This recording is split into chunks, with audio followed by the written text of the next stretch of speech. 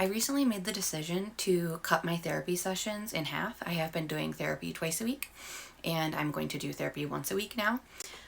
So partly because of that, and partly just because like the analytics or whatever on here suggested the topic of how to heal without therapy, I wanted to do a video on this.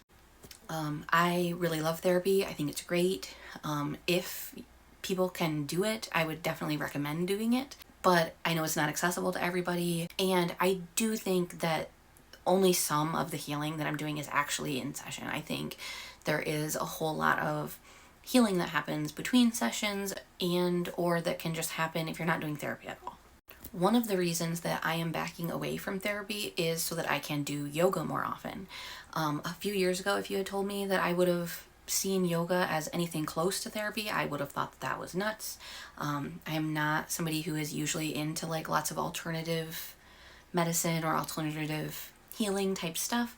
I think yoga is different, and when I have tried yoga, I think especially for me as an intellectualizer and as somebody with CSA trauma who has a really hard time being embodied, so much stuff comes up for me when I am doing yoga that it is more draining than like a solid therapy session.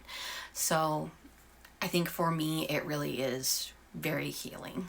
I might do a future video to explain that a little bit more, but moving on. Practicing feeling your feelings. I kind of hate that phrase. I feel like most people hate that phrase, but the more that you can sit with your emotions, the more capacity you will gain for them, and the more you can like release them.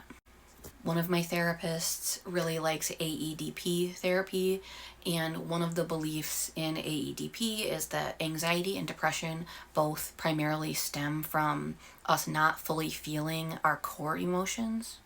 So I really believe that letting yourself fully feel your core emotions is really healing.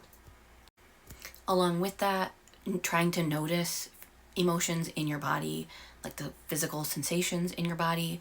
This was super, super hard for me a few years ago. It's gotten a little bit better. I'm still pretty bad at it. Again, the more that I get connected to my body and notice emotions coming up in my body, I just know more of what's going on with me that's not like thought-based. And again, it helps me to be able to sit with the emotion and get it out. Of any kind of anxiety is to try to baby step your way towards your anxieties. The goal being to make yourself uncomfortable but not make yourself like panic or shut down. You want to stay in your window of tolerance, but the more you can sit with discomfort, the more your comfort zone will grow. Boundaries and trying to meet your own needs first. One of my therapists likes to say that your emotional energy is yours first, and then if you are able to take care of yourself and have some left over, then you can use it for your friends, your family, whoever else. I do think there's caveats with this if you're a parent. An analogy that my husband and I use for this is we grew up believing that we should light ourselves on fire to keep other people warm, and what we try to do now is not light ourselves on fire but build a fire and invite other people over to it. And that is not self-harming, and it's just more sustainable because we can keep putting the work into our own fire and extending that warmth to other people. Practicing giving yourself grace and being more compassionate with yourself. This can be super, super hard, especially if you have a harsh inner critic. A lot of us, I think, are raised to think that shaming ourselves and being really hard on ourselves is like the only thing that keeps us from, I don't know, being like a total loser or like totally ruining our lives or, I don't know, some terrible thing. And that's really not true. Because it feels like cutting yourself slack will make you perform worse, and it might in the short run, but in the long run, fueling yourself on self-compassion gets you so much farther than trying to fuel yourself on shame and criticism.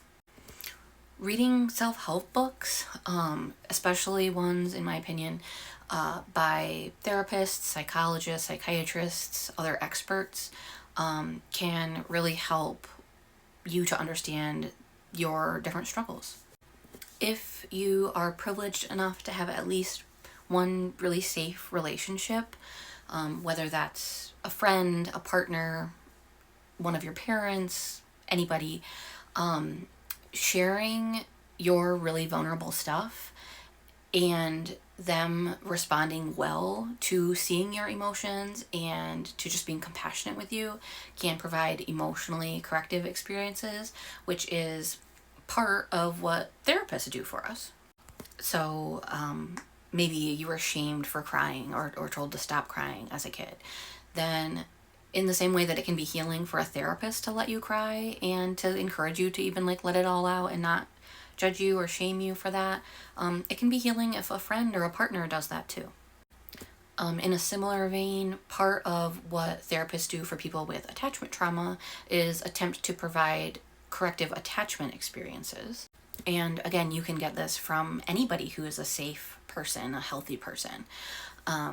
So if maybe you have an attachment wound that taught you that if you express anger, people will abuse you or people will leave, then finding relationships that are truly safe and expressing your anger and having them not leave or not abuse you can basically help heal that part of your brain that thinks, if I'm angry, I'll be harmed or they'll leave, because it provides that contradictory experience.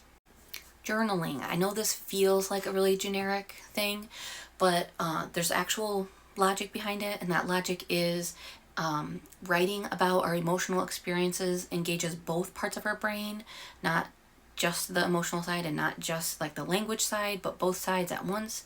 And so that can be really healing, is just engaging both parts of the brain at the same time, especially around trauma topics or other like stressors in your current life.